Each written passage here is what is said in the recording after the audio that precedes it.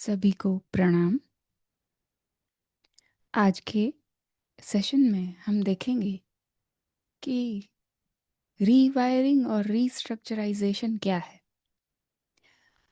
पिछले वाले सेशन में हमने देखा कि हमारा सेलुलर मेमोरी बैंक क्या है और हम अपना जो भी ज्ञान है या जो भी जानकारी है वो कैसे हमारे साथ एनकोड करके लेकर आए हैं। तो अब जब वो समय आ गया है कि वो जानकारी हमें मिलना शुरू हो गई है, हमारे अंदर वो सारे जो एनकोडेड है इंफॉर्मेशन वो डिकोड होना शुरू हो गई है, तो हमें अब ये जानना पड़ेगा कि ये सारी चीज़ें जो हम अनुभव कर रहे हैं, जैसे बहुत सारे साथी इस समय में ट्रिगर्स फील करते हैं, बहुत सारे इमोशनल और फिज़िकल ट्रॉमास या फिज़िकल प्रॉब्लम से गुज़र रहे हैं। तो इन सब का क्या हमारे चेतना से कोई जुड़ाव है? क्या ये सब क्यों हो रहा है और एक पल में हमें अच्छा फील होता है, दूसरे पल में कुछ और फील होता है? तो ये सब चीज़ों को हम डिकोड कैसे करें? तो आज के सेशन में हम जानेंगे कि ये सब क्या है और इससे कैसे डील करना है, और ये हो जाने के बाद हमारे अंदर क्या चेंज आते हैं वो जानेंगे। तो आज के टॉपिक का नाम है रीवायरिंग और रीस्ट्रक्चराइजेशन। अवेकनिंग, रीवायरिंग एंड रीस्ट्रक्चराइजेशन, ये सारी चीज़ें एक दूसरे के साथ जुड़ी हुई है। Awakening suppose to feel peaceful and magical. लोगों को लगता है कि अवेकनिंग का रास्ता तो बहुत इजी है, बस थोड़ा बहुत ध्यान कर लो, थोड़ी बहुत अच्छी अच्छी बातें सुन लो और हो गया। नहीं, असल अवेकनिंग क्या है ये आज हमको मालूम पड़ेगा। जब हमारे अंदर जो एनकोडेड मेमोरी जो है वो जब खुलेगा, हमारे अंदर फिजिकल, मेंटल, इमोशनल, ये सारे चीज़ों में जो बदलाव आएंगे, ये सारे शरीरों के अंदर जब बदलाव आएंगे, तब हमें असल में पता चलेगा कि हम क्या हैं।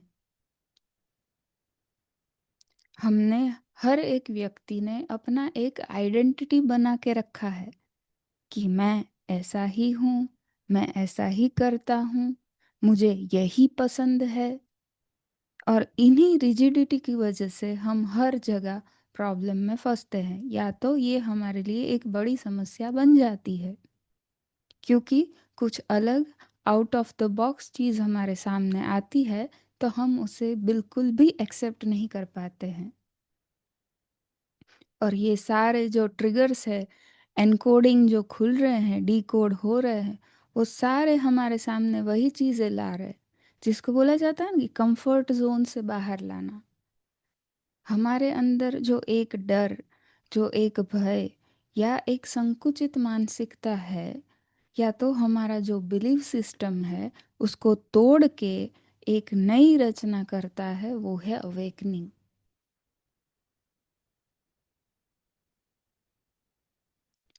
तो अभी तक हम सबको लग रहा था कि अवेकनिंग तो बहुत शांतिपूर्ण है और बहुत इजीली हो जाता है, और हम तो मेडिटेशन करते हैं, ध्यान करते हैं, ग्राउंडिंग करते हैं, तो हमारी चेतना में तो विकास हो ही गया है। वो जो विकास दिख रहा है वो बाहरी तौर पे है, ऊपर ऊपर से है। सच में अगर हमारे अंदर चेतना में विकास आ रहा है तो हमारी बिलीफ सिस्टम्स टूट रही होंगी, हम नई चीज़ों को इजीली अपना पा रहे होंगे। तो अगर आप ऐसा कुछ कर पा रहे हैं तो कॉन्ग्रेचुलेशंस, और अगर नहीं कर पा रहे हैं तो आज जानिए कि कैसे उसको ठीक करेंगे। ये कोई जादू नहीं है, हर किसी को अपने ऊपर काम करना पड़ेगा, तभी हम वो एक जीव बनने के लिए तैयार होंगे। Reality difficult, uncomfortable, confusing and painful. असल में जब अवेकनिंग शुरू होता है, जब आपकी चेतना में सही में विकास होने जा रहा होता है, तो वो रियलिटी कैसी होती है? डिफिकल्ट, आपको कुछ इजी नहीं लगेगा। पहाड़ टूट पड़ा हो ऐसा फील होगा। अनकंफर्टेबल, अपने कंफर्ट जोन से धक्का मार के पुश करके आपको बाहर लाया जाएगा। कंफ्यूजिंग, हमेशा आपके अंदर एक कंफ्यूजन रहेगा कि क्या ये साइड या ये साइड, ये सिलेक्ट करूं या वो सिलेक्ट करूं। तो जब भी ये कंफ्यूजन आ रहा है, जब भी अनकंफर्टेबल फील हो रहा है, जब भी कुछ आउट ऑफ द बॉक्स लग रहा है, जब भी कुछ दुखदाई लग रहा है, तो समझ लीजिए कि आपका हीलिंग होना शुरू होने वाला है। अगर आपने उसको चैलेंज की तरह लिया और नई वास्तविकता के लिए खुद को तैयार किया। जैसे सोलारा बताते हैं कि वो जो एबिस है, जो खाई है, उसके पार अननोन है। पर नोन से अननोन की यात्रा के लिए आपको वो खाई को कूदना पड़ेगा। तो यही वो खाई है, यही वो गड्ढा है जहाँ पे हम डर जाते हैं या खुद को रोक लेते हैं।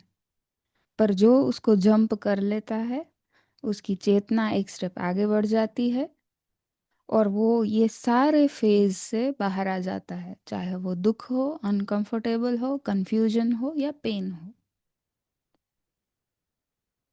तो ये कैसा फील होता है? Giving birth to a new version of you repeatedly. एक बार में ही हो गया ऐसा नहीं है, वो बार बार होगा। जितना आपके अंदर प्रोग्रामिंग होगा उतना वो रन करेगा। और जितना आप स्मूथली इजीली उन चीज़ों को छोड़ेंगे, उतना आप फास्ट पेस में जल्दी जल्दी गति करेंगे। हम देखते हैं कि कुछ साथी अभी अभी जुड़े हैं 3-4 महीने से ही, लेकिन उनका प्रोग्रेस बहुत ही स्पीड है, क्योंकि वो चीज़ों को अपना रहे हैं। वो स्वीकार कर रहे हैं परिस्थितियों को, और उसके हिसाब से जहाँ जहाँ उनको अपना गुण जो है वो छोड़ना पड़ रहा है, वहाँ वो छोड़ रहे हैं, नई वास्तविकता को अपना रहे हैं। तभी उनकी चेतना में इतना विकास हो रहा है। It is a rebuilding of self. आप पूरा अपने आप को एक नया बनाते हैं। पूरा रीबिल्डिंग, जैसे एक घर पुराना हो गया है, उसको पूरा तोड़ के डिमोलिश करके एक नया बना रहे हैं। तो जो पुराना होता है, जो आपने नहीं बनाया है या तो आपने अनकॉन्शियसली बनाया था, अब आपके पास अधिकार है कि आप नया बना रहे हैं। तो आप कैसा बनाना चाहते हैं?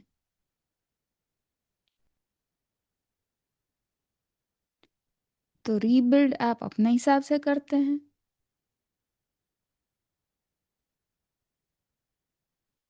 Massive inner transformation of our DNA coding, cellular memory bank. Cellular memory bank के जानने के लिए, ये हमारे डीएनए के अंदर का एनकोडिंग है। जो इन्फॉर्मेशन अभी तक हमने यूज़ नहीं किया है, जिसको साइंस जंक डीएनए मानता है, ये वो इन्फॉर्मेशन है। और ये अभी डिकोड हो रही है, क्योंकि उनको इसी टाइम में डिकोड करने के लिए सुषुप्त अवस्था में रखा गया था। इसको और जानने के लिए आप पिछले गुरुवार का वीडियो जो है वो देख सकते हैं, जिसमें मैंने सेल्युलर मेमोरी बैंक के बारे में पूरा डिटेल में बताया है। सो ये एक बहुत बड़ा बदलाव होने जा रहा है। जैसे हमने देखा कि रीबिल्डिंग है, पूरा नया बनाना है, तो ये कितना बड़ा बदलाव है। और ये इनर ट्रांसफॉर्मेशन है, आपके अंदर से ही आ रहा है। कोई बाहर से आपको फोर्स नहीं कर रहा है कि नहीं आप बदलो। ये आपके अंदर से आ रहा है कि आप खुद बदलो, कि मैं बदलना चाहता हूँ। अंदर का जो सेल्फ है वो बोल रहा है बाहर के ढांचे को कि हमको बदलना है। Prepare our body to receive accelerated frequency flowing now on earth. अभी पिछले सेंटेंस में मैंने बताया कि वो इसी समय एनकोड किया हुआ मैसेज जो है वो अभी डिकोड होना है। जो डीएनए के अंदर सेल्यूलर मेमोरी बैंक है वो अभी जागृत होने वाला है।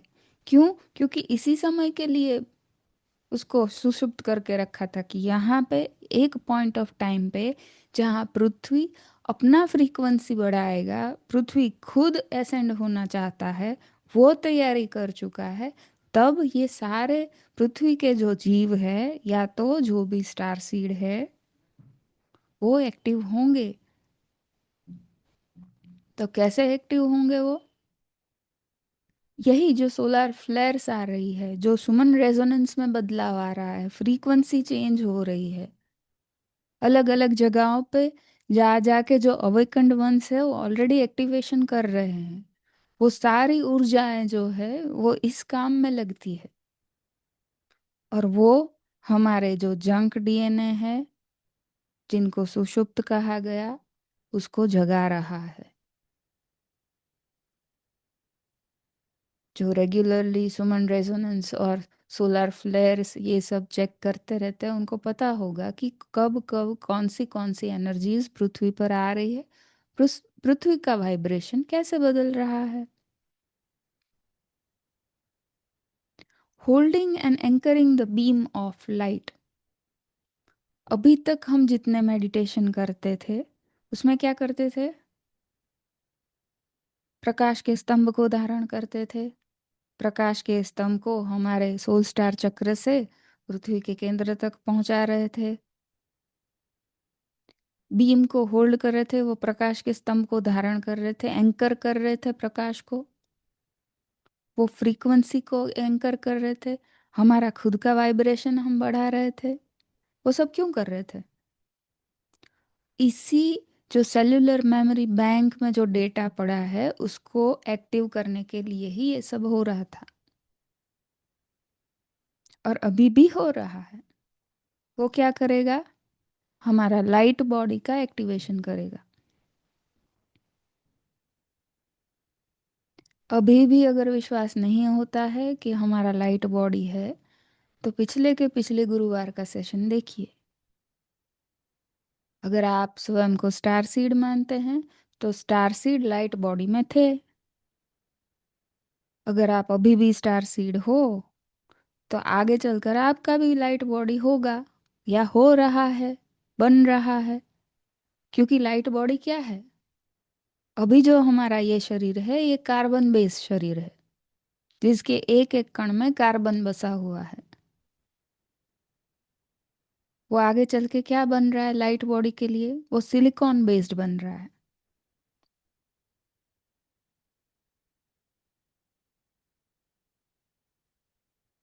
साइंटिफिकली इन चीज़ों को चेक कीजिए, तब आपको एक्सेप्टेंस आएगा कि हाँ, ह्यूमंस का लाइट बॉडी हो सकता है। ह्यूमंस बॉडी के अंदर भी विंग्स हो सकते हैं। आपके भी पंख है, ऊर्जा के स्तर पे है।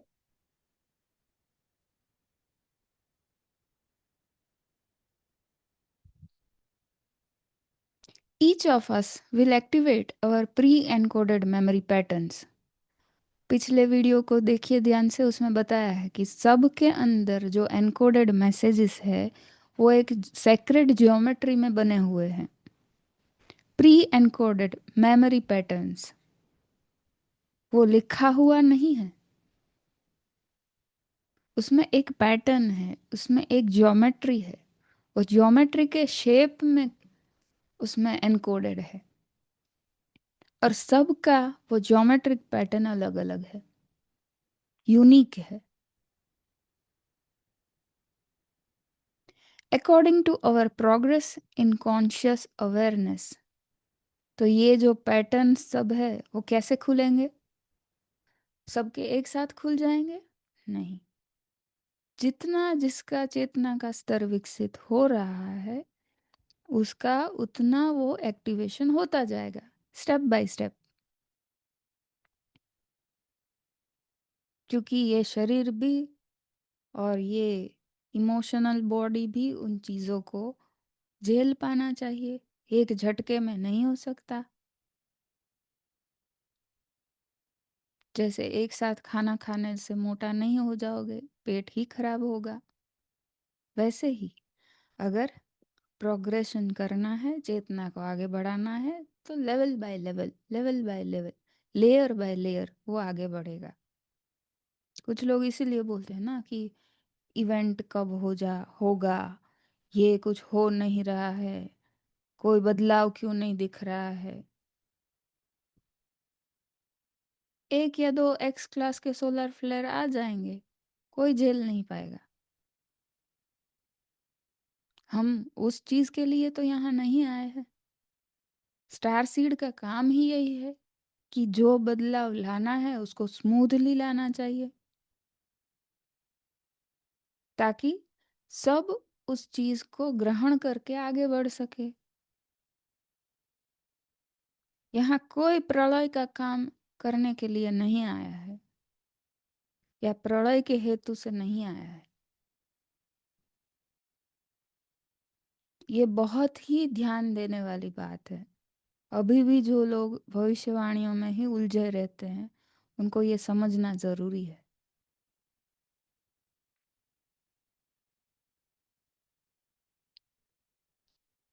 What it looks at personal level. तो जब ये एक्टिवेशन होना होता है तो वो ट्रिगर्स आते हैं, ऐसा बताया। तो वो ट्रिगर्स कैसे होते हैं और व्यक्ति को पर्सनली वो कैसा एहसास करवाते हैं, वो कैसा फील करते हैं, क्या अनुभव करते हैं। तो पहला चीज है, old patterns begin to break down. पुराने सारे जो पैटर्न आपके अंदर है वो एक एक करके सामने आएंगे और वो टूटते जाएंगे। इसका एक सिंपल एग्जाम्पल है कि आप जो अभी तक मानते आ रहे थे उसका पूरा उल्टा होगा, और जानने के बाद आपको वो स्वीकार करने में भी टाइम नहीं लगेगा।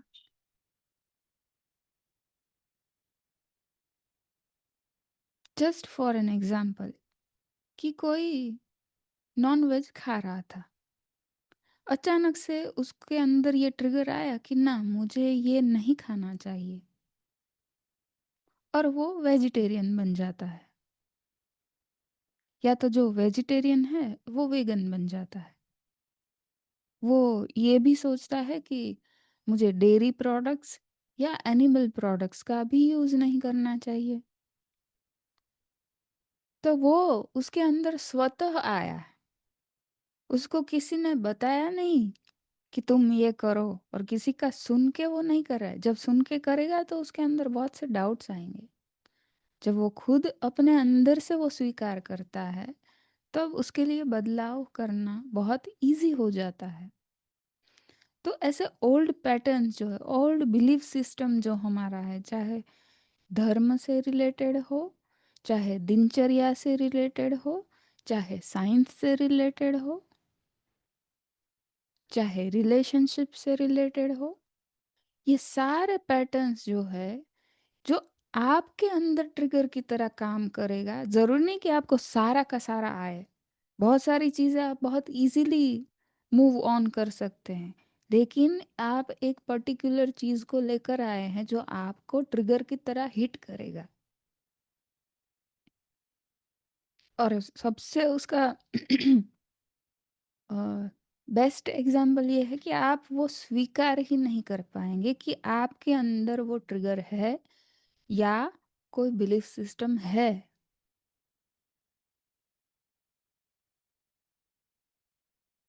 The beliefs you carried for years no longer fit. जो इजीली रिमूव हो जाएगा, वो वहाँ आपको समझ में आ जाएगा कि अब ये मेरी लाइफ में फिट नहीं होता है, मुझे ये करने से कोई बेनिफिट नहीं दिख रहा है, या मुझे करने का कोई इच्छा ही नहीं है। वो बोलते हैं ना, ऊपर उठ जाना उन चीज़ों से, वैसा फीलिंग आपके अंदर आता है। The things that once defined you slowly fades. इसमें पर्सनालिटी ट्रेड्स भी है। जो चीज़ें आपको आपका व्यक्तित्व बना रही थी कि हाँ, ये पर्सन ये ऐसा ही है, ये ऐसा ही दिखता है, ये ऐसे ही बात करता है, ये दूसरों को इसी हिसाब से व्यवहार करता है। तो आप उसमें भी देखेंगे कि उसमें भी इतना बड़ा बदलाव है। जो उसका आइडेंटिटी था वो कहीं एग्जिस्ट ही नहीं करेगा।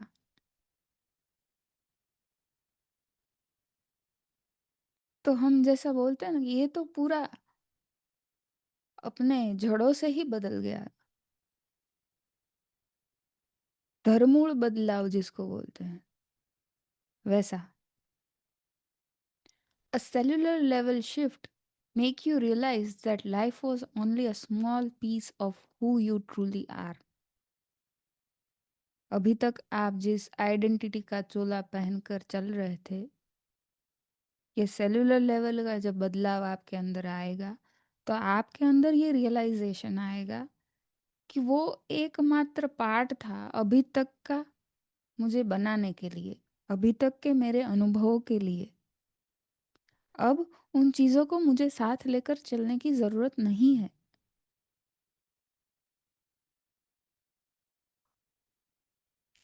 ये समझ धीरे धीरे स्लोली फेड्स अवे और उसमें ना कोई हर्ट है, ना कोई तकलीफ है, ना कुछ है। जैसे मेरे ऊपर के चित्र में दिखाया हुआ है कि खुद को एक केज के अंदर, पिंजरे के अंदर बंद करके रखा था। वो पिंजरा खुल गया, दरवाज़ा खुल गया, आप मुक्त हो गए।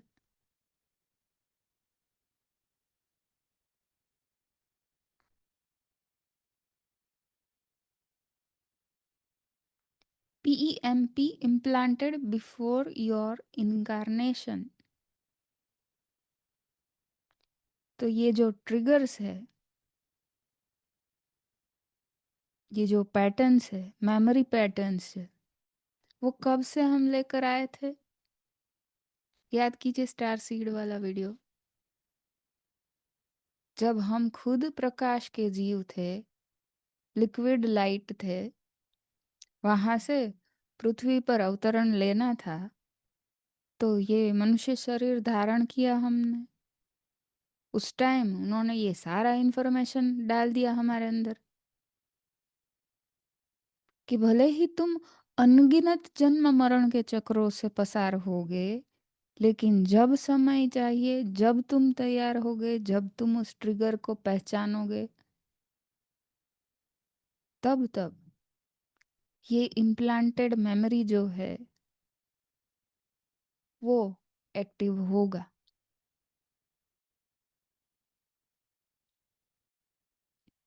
तो पृथ्वी पर आने से पहले हम अपने साथ ये सब लेकर आए हैं।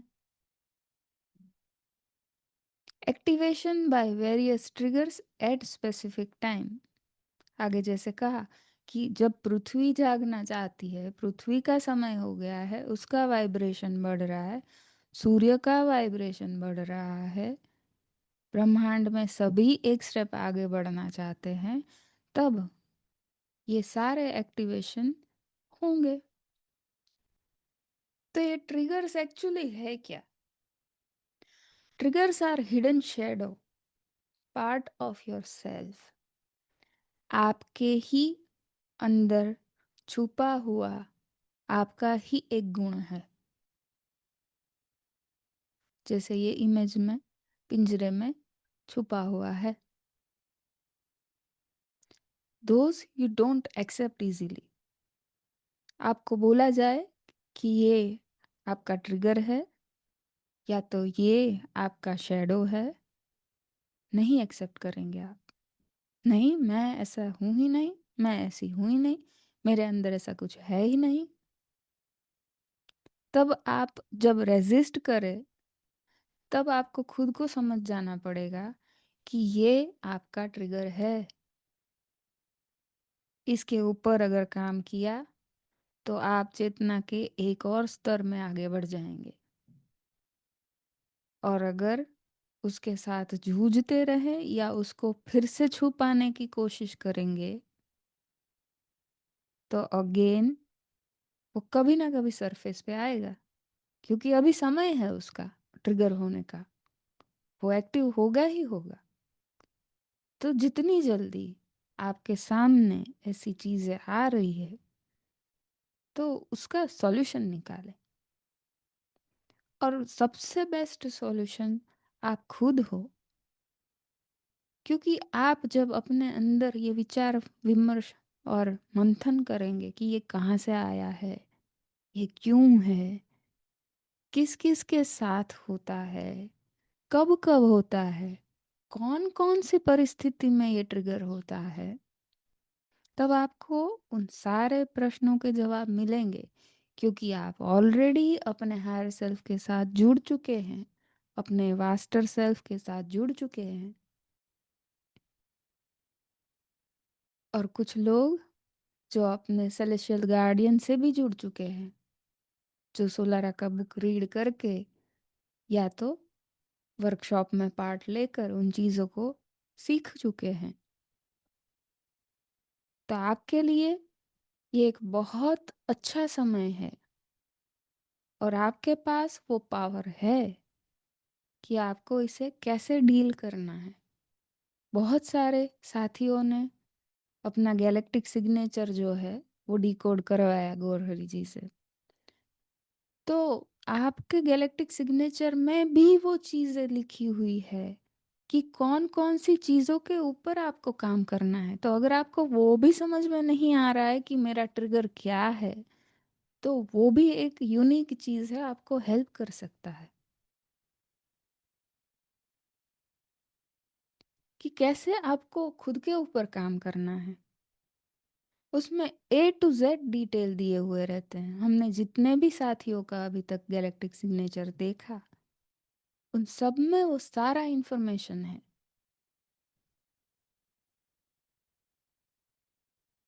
तो ये छोटे छोटे टूल्स जो है, ये हर पल हमारा हायर सेल्फ, हमारा स्टारी सेल्फ हमको गाइड करता रहता है, हमारे सामने चीज़ें लाता है। तो उन चीज़ों का सही इस्तेमाल, उपयोग करना सीखना चाहिए।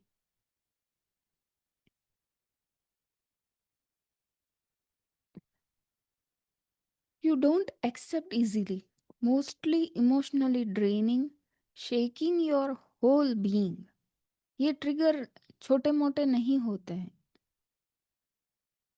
ये आपको एक पूरा नया बनाने के लिए आया है, तो सोचिए उसका इंटेंसिटी कितना होगा, उसका पावर कितना होगा। वो इमोशनली पूरा आपको ड्रेन कर देता है, खत्म। क्योंकि नया बनाना है, पुराना टूटेगा तभी नया बनेगा।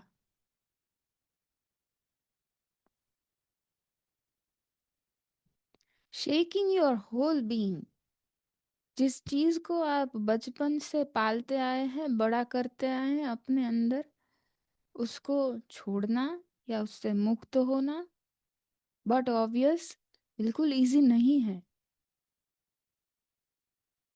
पर अगर न्यू बिल्ड करना है खुद को, नई रचना करनी है, तो पुराना छोड़ना पड़ेगा।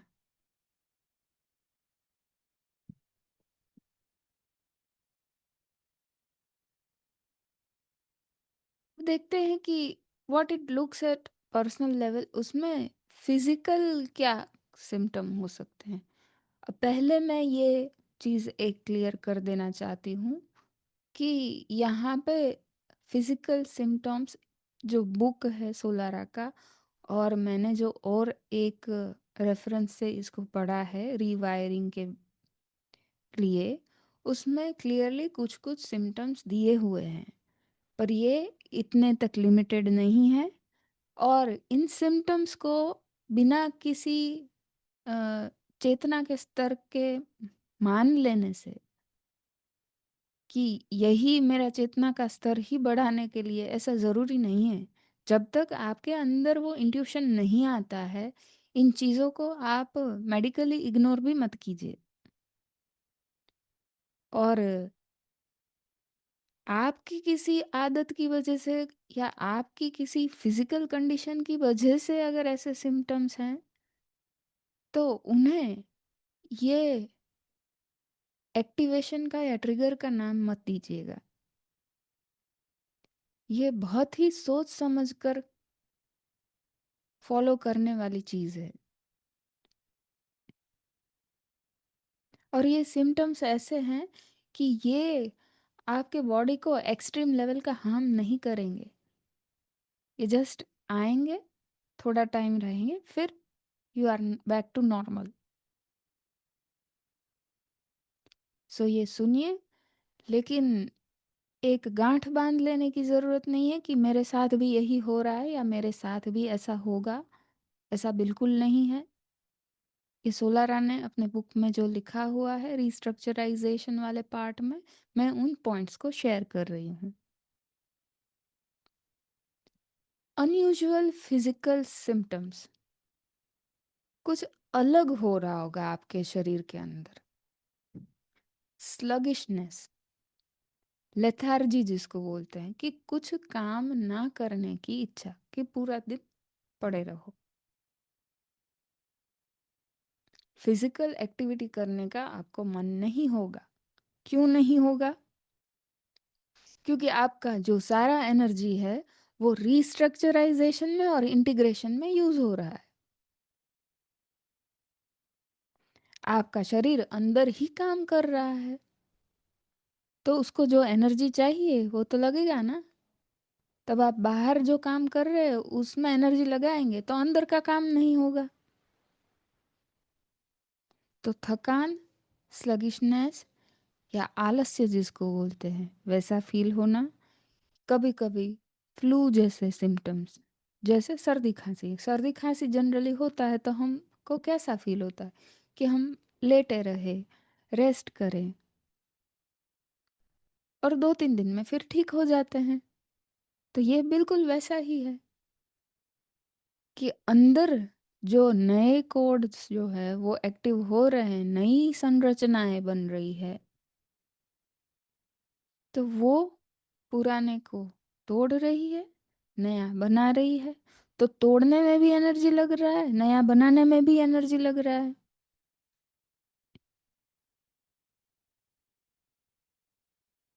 और ये जो स्लगिशनेस है या एक्टिव फील नहीं होना है, वो कुछ दिनों की ही बात है। तो किसी को ये लेकर बैठ नहीं जाना है कि हाँ मेरे अंदर रिस्ट्रक्चराइजेशन हो रहा है, हाँ मुझे तो कुछ करने का मन नहीं करता। ऐसे अगर आप पूरा टाइम रहेंगे तो फिर सोच लीजिएगा कि ये रिस्ट्रक्चराइजेशन हो रहा है या क्या हो रहा है।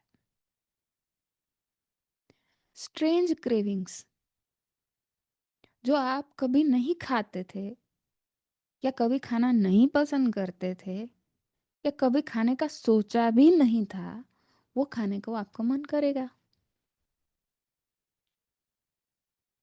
क्रेविंग मतलब तड़प जैसा, कि ना मुझे ये चाहिए ही चाहिए ऐसा। और ये खाने की बात हो रही है, इसको किसी हैबिट के साथ मत जोड़िएगा जो ऑलरेडी आप कर रहे थे या कर रहे हो। ये क्या है? स्ट्रेंज क्रेविंग्स है, विचित्र है, जो आप कभी करते ही नहीं थे। और इसको किसी व्यसन के साथ भी मत जोड़िएगा।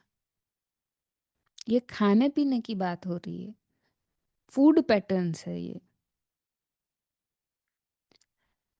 तो ये क्रेविंग्स क्यों होता है?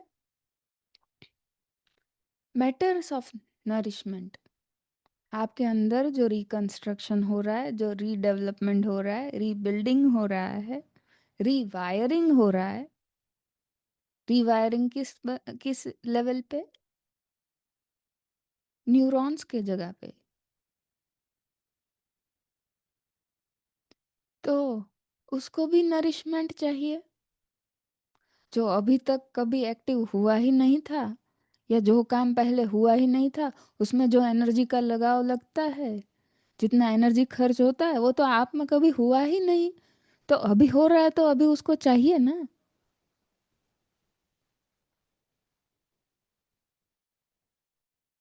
सोच के देखिए। Listen to inner prompts. अब इसमें क्या करें? अगर ऐसा कुछ इच्छा हो रही है खाने पीने का, तो अपने अंदर की आवाज को सुने। इधर का नहीं, इधर का।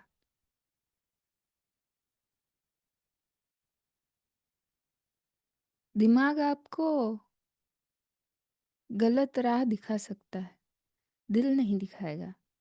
आपका हृदय हमेशा आपको सही गाइडेंस देगा। और अगर आप ऑलरेडी अपने हायर सेल्फ के साथ, स्टारी सेल्फ के साथ अलाइंड हैं, तो वो आपको कभी गलत मार्ग, या जो आपके शरीर के लिए सही नहीं है, वो चीज़ आपके सामने कभी नहीं लाएगा।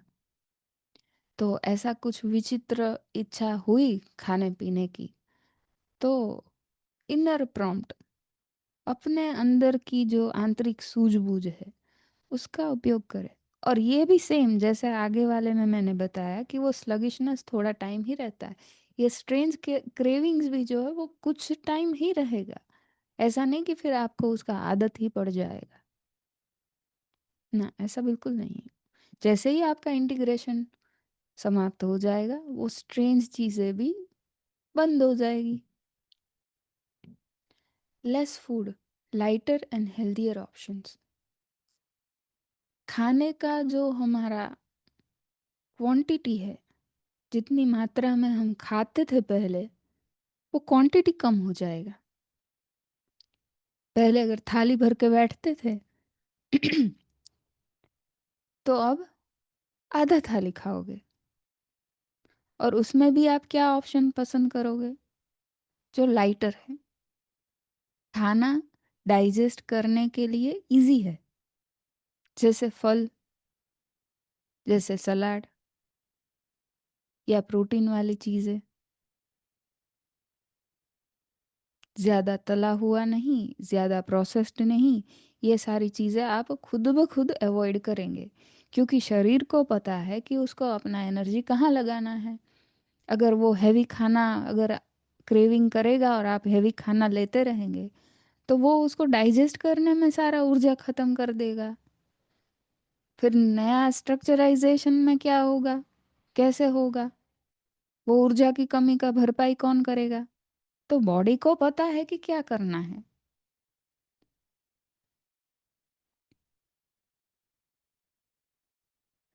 इसके अलावा और कैसे सिम्टम्स हैं?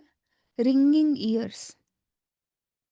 कुछ लोगों को कान में कॉन्स्टेंटली घंटी बजना, बजिंग साउंड होना, कुछ वाइब्रेशन वाला साउंड होना, कुछ ढोल नगाड़े बजने जैसा, ऐसा कॉन्स्टेंटली फील होता है।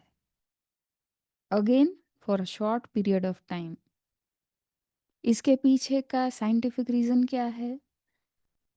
हमारा ब्रेन या हमारा बॉडी जो है, उसमें ब्रेन के थ्रू वो सिग्नल पहुंचते हैं कि अभी एक बड़ा काम शरीर के अंदर हो रहा है, रीवायरिंग चल रहा है। तो बॉडी थोड़ा सा एक्स्ट्रा चीज़ें ना करके वो एनर्जी बचा रहा है। तो वो सिग्नल भी ब्रेन से ही जाएगा कि भाई एक्स्ट्रा चीज़ें नहीं करनी है, जो बिन ज़रूरी चीज़ें हैं उनको शट डाउन कर दो। तो ये उसका एक पार्ट है, वो सिग्नल छोड़ रहा है जो आपके कान में बजकर सुनाई देता है। और इसके लिए कोई कुछ चीज़ करने की ज़रूरत नहीं है, वो कुछ ही दिनों में अपने आप ठीक हो जाता है।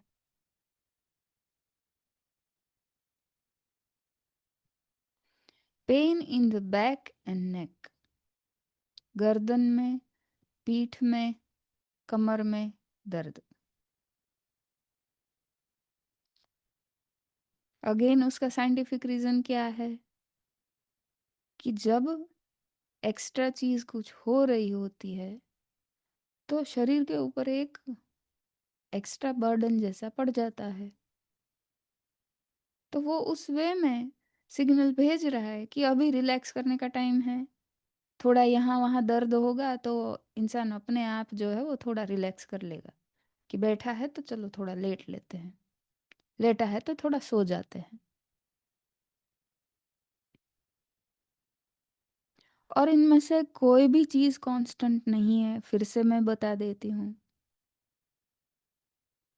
कुछ ही पल या कुछ ही दिन इसका अवधि होता है, क्योंकि हमारा बॉडी बहुत फास्ट काम करता है। तो कोई मेडिकल हेल्प लेने से पहले या कोई मेडिसिन अपने से खुद से ले लेने से पहले 2-3 बार विचार करना ज़रूरी है। पैनिक होने की बिल्कुल ज़रूरत नहीं है। क्यों नहीं होने की ज़रूरत है वो भी बता दें। रैपिड वाइब्रेटरी रेट, बॉडी में वाइब्रेशन फ़ील होगा। शॉर्टनेस ऑफ ब्रेथ, कभी-कभी ऐसा लग रहा है कि साँस लेने में दिक्कत आ रही है। पर कैसा है, डीप ब्रीथिंग करने से ठीक हो जा रहा है? कुछ ही पल वो ब्रीदिंग का इश्यू रह रहा है या कंटिन्यूअसली रह रहा है? एक या दूसरा चीज़ करने में वो ठीक हो जा रहा है? या आपका फ़ोकस कहीं और चला जाता है, तो वो ब्रीदिंग अपने आप नॉर्मल हो जा रहा है? जब आप मेडिटेशन कर रहे हैं या डीप ब्रीदिंग कर रहे हैं, तो ब्रीदिंग पूरा पैटर्न सही है। ये सारा चेक रख के आप अपना आगे का कदम कदम ले सकते हैं। और ऐसा बिल्कुल ज़रूरी नहीं है कि सबको ये सारा चीज़ें हो या सबको इनमें से कोई ना कोई चीज़ होना ही होना है, ये भी बिल्कुल ज़रूरी नहीं है, क्योंकि सबका पैटर्न अलग है।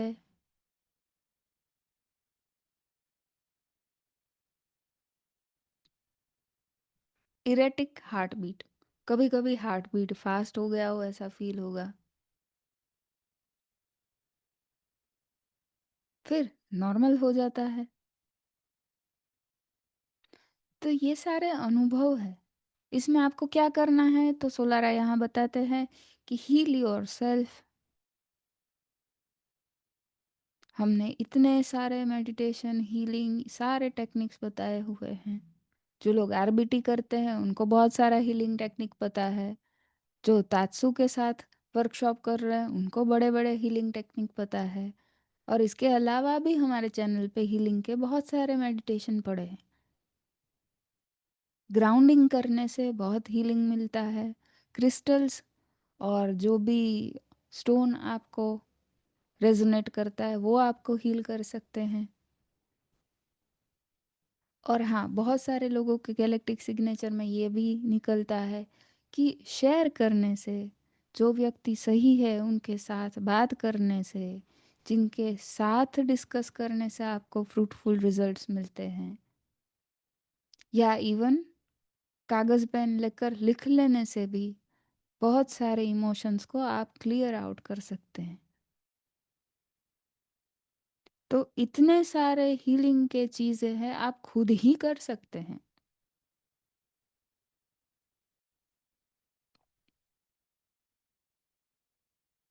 फॉलो इनर गाइडेंस, अपने अंदर की आंतरिक आवाज़ को सुनिए।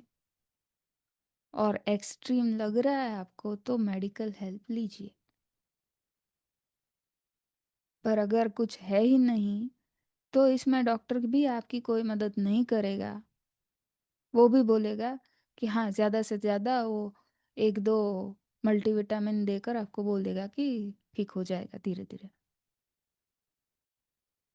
तो ये डिफरेंशिएट आपको खुद को करना है कि ये मेडिकल सिचुएशन है या ये मेरा चेतना का स्तर बढ़ाने के लिए एक ट्रिगर है। मैंने ये सारा चीज़ें बता दिया कि कैसे-कैसे आप डिफरेंशिएट कर सकते हैं, कैसे आप खुद को हीलिंग कर सकते हैं, कैसे आप अपने आप पे काम कर सकते हैं। अगर ये चीज़ें आपके ऊपर काम नहीं करती है, इसमें जो-जो भी चीज़ें बताया वो आपको सूट नहीं करता है, तो गो इमीडिएटली टू डॉक्टर। आपके ये चेतना के विस्तार के साथ इन चीज़ों का कोई लेना-देना नहीं है।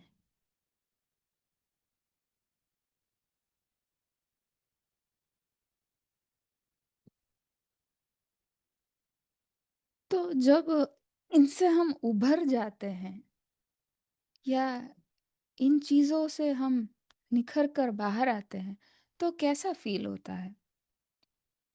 A tremendous change in basic cellular structure feels like dying.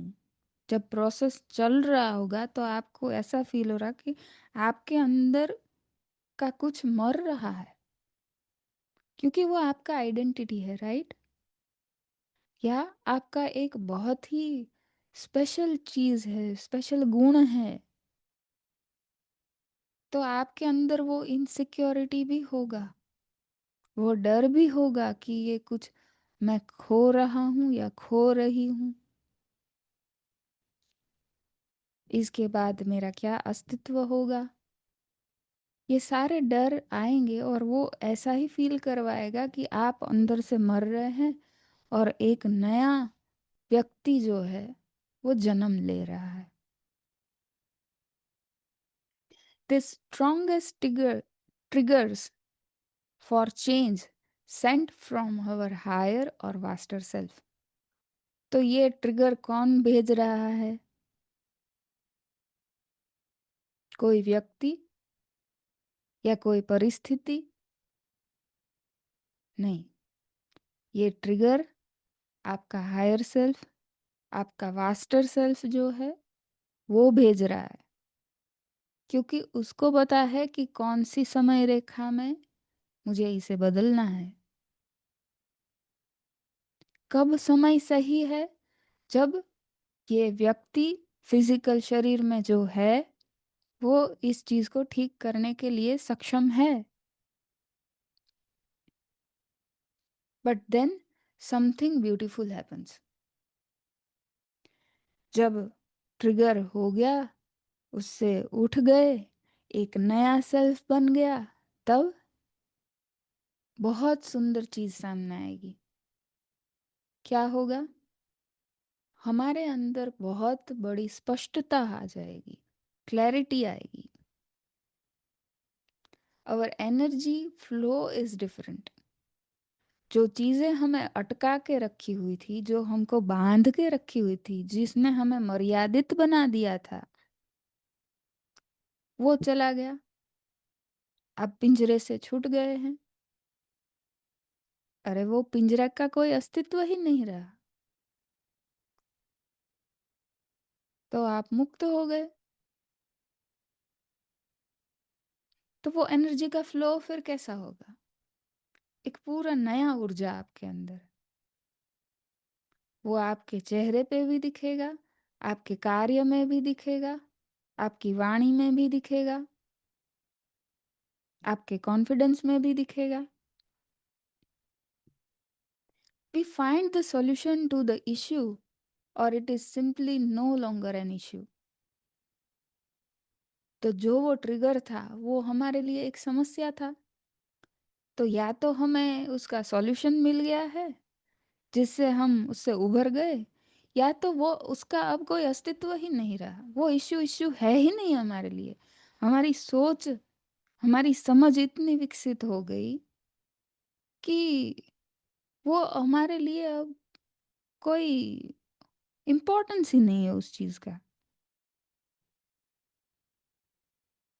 वो समस्या है रहा ही नहीं हमारे लिए। More trust on ourselves, no more fear, panic और प्रेशर। जब समस्या ही नहीं रहा तो काहे का डर, काहे का पैनिक और किस बात का प्रेशर।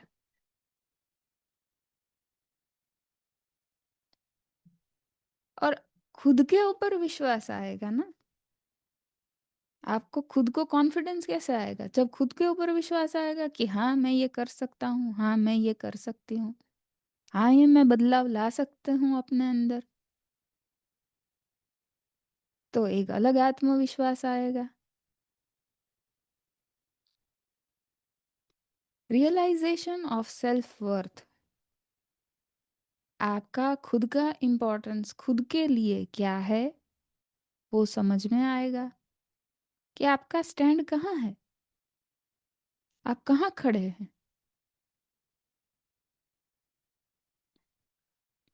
आपकी प्रायोरिटी क्या है?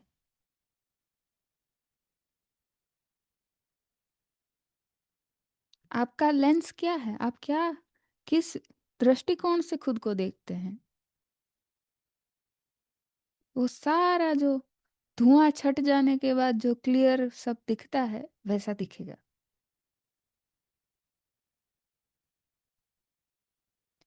मोर इंस्पायर्ड, आपके अंदर एक अंतःस्फुरणा आएगी कि अब आपको किस दिशा में आगे बढ़ना है,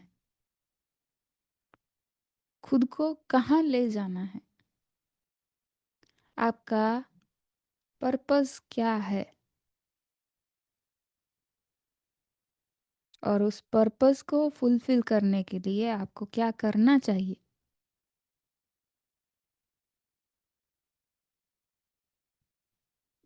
एक स्पष्टता के साथ। We start living in present time. ज्यादातर लोग या तो भूतकाल में जीते हैं या भविष्य में जीते हैं कि मैं आगे ऐसा करूँगा, मैं आगे वैसा करूँगी, ये ऐसा जिएंगे, ये पल ऐसा होगा। पर अभी का समय, प्रेजेंट टाइम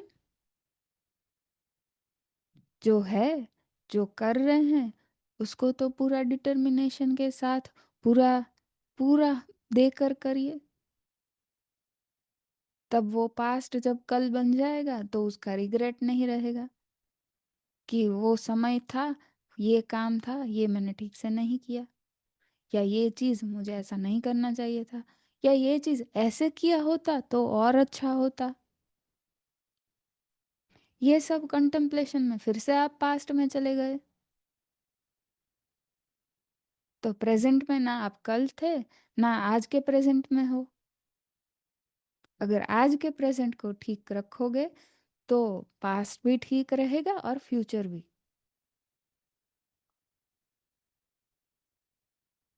इसीलिए कहा जाता है कि लिव इन नाउ।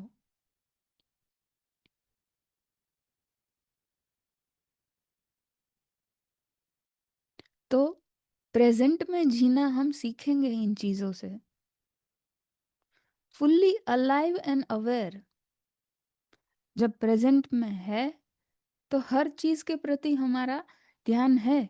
हाँ, ये ऐसा है, वो चीज़ वैसा है, ये ऐसा होना चाहिए, यहाँ पे हम ये ठीक कर सकते हैं, वहाँ पे हम वो ठीक कर सकते हैं। लेकिन अगर हम पास्ट के विचारों में हैं या फ्यूचर की सपने देख रहे हैं तो उस टाइम हमारा प्रेजेंट पे ध्यान नहीं है। तो दो विचार जब चलते हैं तो किसी एक की तरफ झुकाव बढ़ जाता है। जब फ्यूचर का सोच रहे होते हैं तो प्रेजेंट का रह जाता है। जैसे खाना बनाते हुए अगर फ्यूचर का या पास्ट का सोच में पड़ गए, नमक डालना भूल जाते हैं।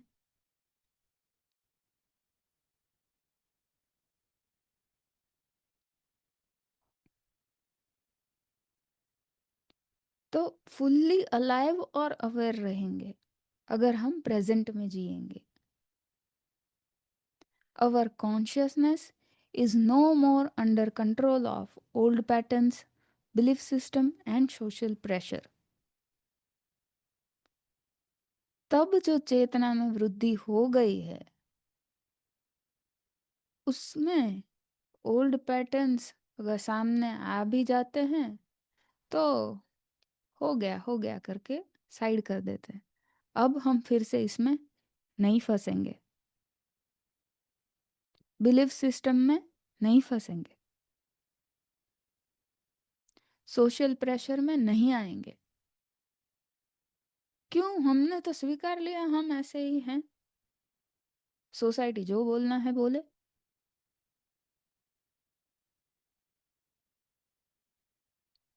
मैं खुश हूँ, मुझे सही लग रहा है, मैं कर रहा हूँ।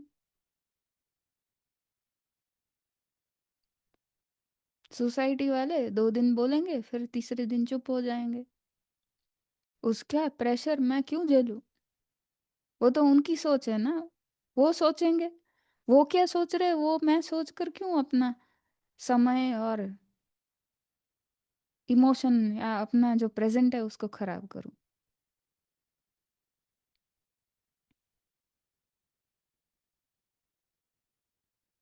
तो जब ये सारा हमारे सामने पिक्चर क्लियर हो जाता है, तब हमें हमारा पर्पस याद पड़ता है। तो ये पर्पस क्या था या तो क्या है? Call to reawaken and remember. 3 call आएंगे। सोलारा बताते हैं कि 3 बार कॉल आएंगे आपको। पहला, जगाने के लिए।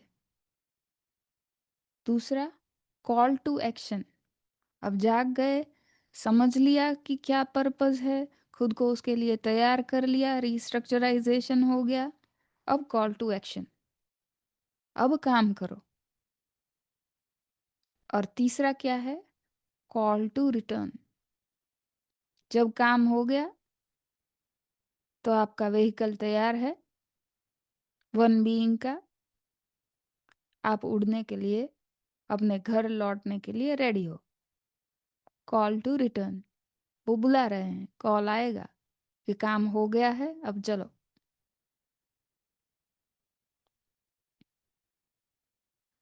तो कॉल टू रिमेम्बर क्या है? We are emerging we are emerging from the eons of slumber.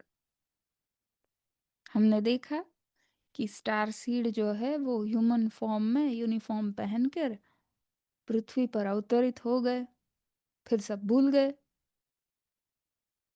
भूल गए, इसीलिए हजारों सालों के जन्म मरण के चक्र में फंस गए, क्योंकि उनको याद ही नहीं है उनको क्या करना है। वो तो मान लिए कि वो मनुष्य है और उनका ये कर्म बचा है, वो कर्म बचा है, बोल बोल के फिर से पुनः जन्म लेते रहे, और इसमें इतने साल निकल गए।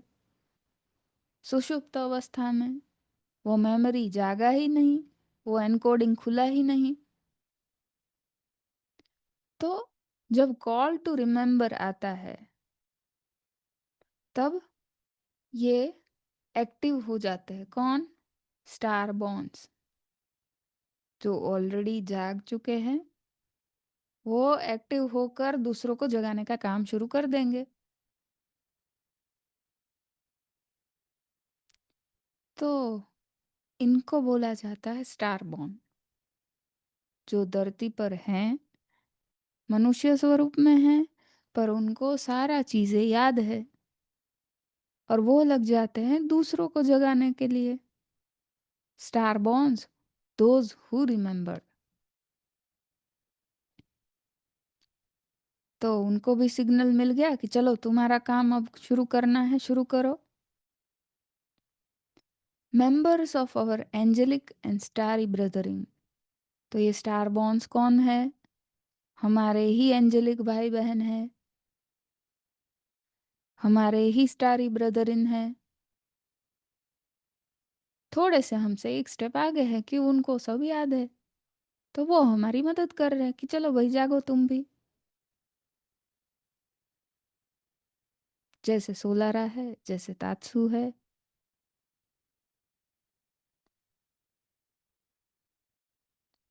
Reawakening one by one like flower until all star bonds are active।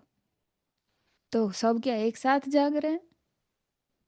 Solara तो इतने सालों से जगा रहे हैं सबको, 1992 से काम कर रहे हैं, और हम तो अभी 2024-25 में जाग रहे हैं।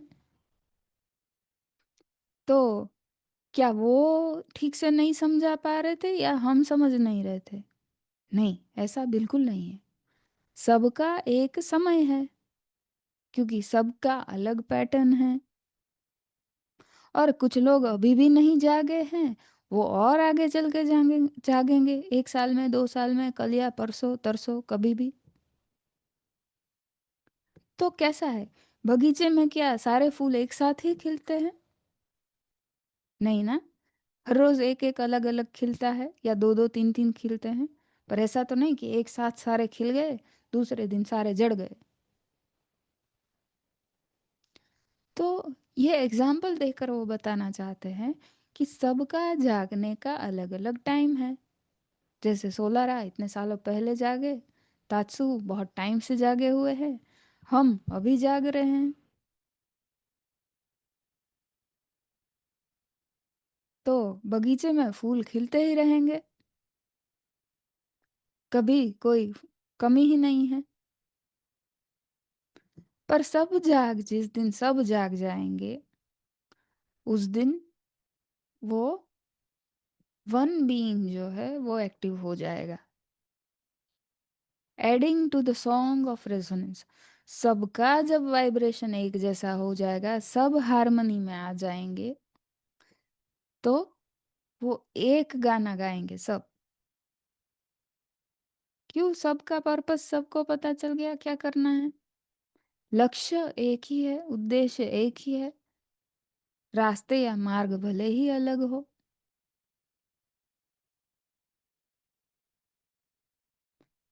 तो उसको सोलारा ने बताया कि सॉन्ग ऑफ द वन, एक जीव बनने के लिए सब जब जुट जाएंगे, सभी उसी मार्ग पे चलेंगे, तो वो एक गाना जैसा होगा।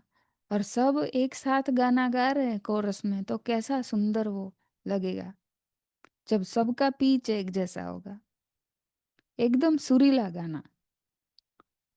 मतलब कितना स्मूथ वो बनेगा, कितना एफर्टलेसली वो वन बीइंग बनेगा। until the celestial resonance vibrate the whole earth। और वो उस लेवल तक वाइब्रेशन फैलेगा जब पूरा पृथ्वी जो है वो सेम वाइब्रेशन में आ जाएगा। पृथ्वी के सारे जीव, सारे कण, जितने भी चेतना है, वो सब का वाइब्रेशन एक होगा। इसमें सजीव भी सब है और निर्जीव चीजें भी है, क्योंकि निर्जीव चीजों में भी चेतना है।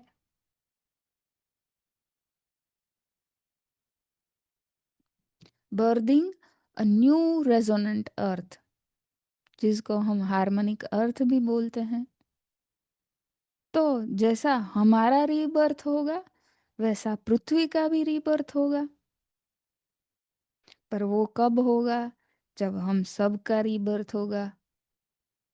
क्योंकि पृथ्वी खाली एक फिजिकल बॉल जैसा तो नहीं है, एक ग्रह खाली। उसके इतने कण हैं और इतने जीव है।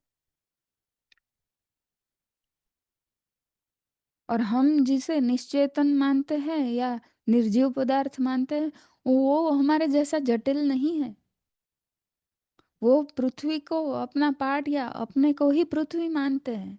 उनमें हमारे जैसा भेदभाव नहीं है कि ये इस जगत का है, ये उस जगत का है, ये सजीव है, निर्जीव है, नहीं। वो ऐसा उनकी ये वाइब्रेशन नहीं है।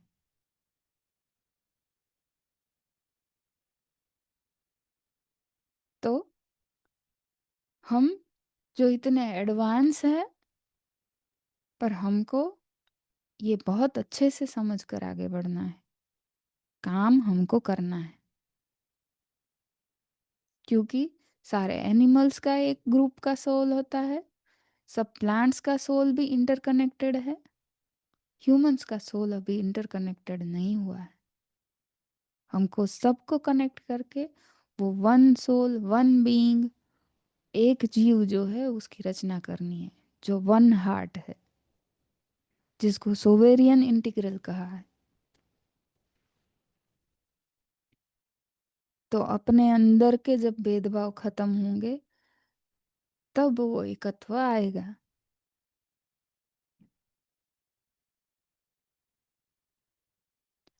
तो अब आगे का स्टेप क्या है? दूसरा स्टेप, पहला हो गया अवेकनिंग का, दूसरा स्टेप है कॉल टू एक्शन। मतलब आपको बोला जाएगा कि अब आप रेडी हो गए हो, अब आपको काम करना है। तो क्या काम करना है? Serving our sacred purpose. यहाँ पे जितने भी सोल है, सबका बोला गया कि एक अलग पैटर्न है। ये पैटर्न क्या है? सबके अंदर एक स्किल है। किसी के अंदर बोलने का स्किल है, किसी के अंदर समझाने का स्किल है, किसी के अंदर काम करने का स्किल है, किसी के अंदर लिखने का स्किल है, किसी के अंदर दूसरों को सपोर्ट करने का स्किल है। तो हम सब के अंदर एक एक इतना महत्वपूर्ण गुण है, उसे समझकर जब हम साथ में हो जाएं, तो वो पजल के पीस जो है सब अलग अलग वो जुड़ जाएंगे और एक पिक्चर बनेगा। और सब एक दूसरे के परिपूरक हैं। किसी एक का गुण दूसरे का खामी हो सकता है, लेकिन जब दोनों साथ में हो तो दो कमी भी खत्म हो जाएगा और दो गुण भी बढ़ जाएगा।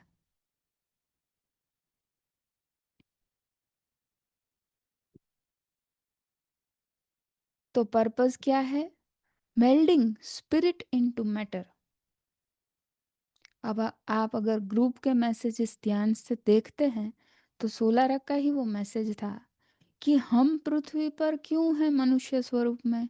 क्योंकि मनुष्य स्वरूप ही एक ऐसा अ, सशक्त टूल है कि वो स्पिरिट यानी कि ब्रह्म और मैटर, मैटर मतलब साकार जगत,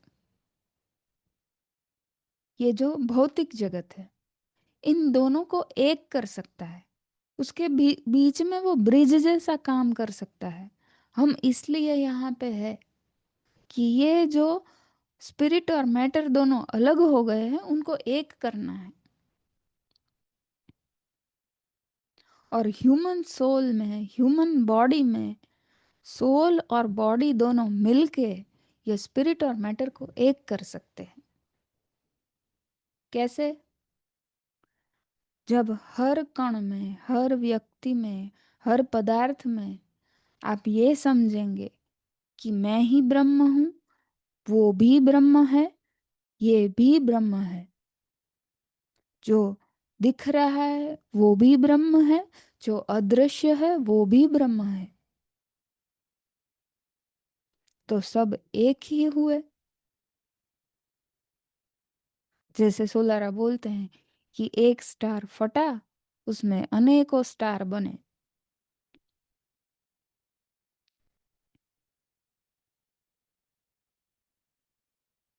जैसे हमारे संस्कृति में कहते हैं कि हर कण में भगवान है, तो वो भगवान क्या है? अगर सभी कण में है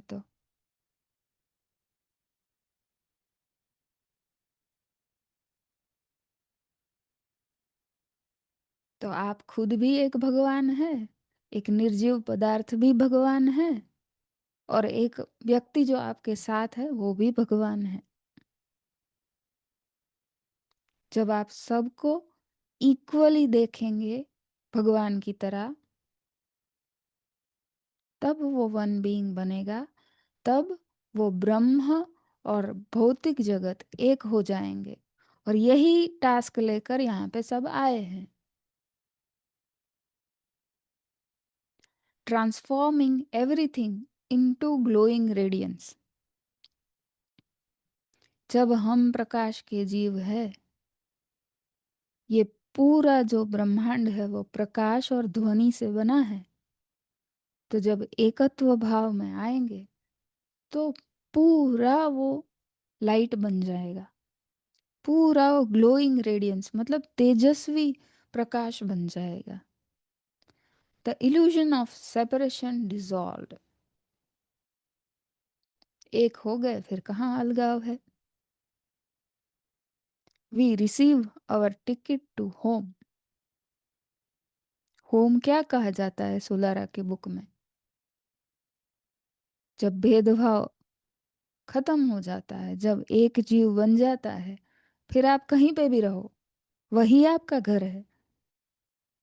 कुछ लोगों को लगता है कि होम मतलब कहीं और चले जाना है, ये पृथ्वी छोड़ के। नहीं, होम तो तभी बन गया जब आप एक बन गए,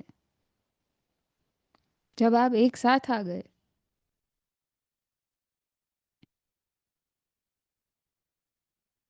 क्यों ये सोल परिवार, सोल ट्राइब बोला जाता है?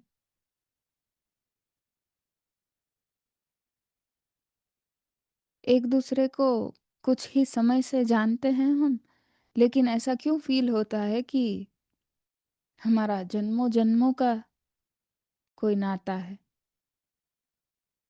और बिना कहे, बिना कुछ बोले हम सारी चीजें फील कर पाते हैं एक दूसरे के लिए।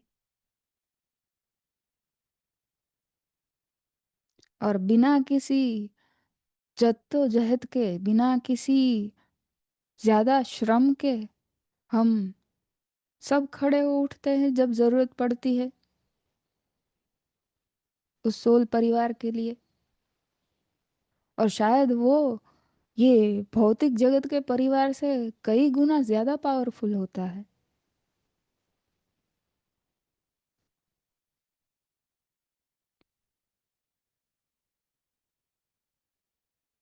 जहाँ आपका भौतिक परिवार आपके साथ खड़ा नहीं हो पाता है, वहां पे सोल परिवार आपके साथ खड़ा होता है। तो वही तो होम है, और कहाँ जाना है।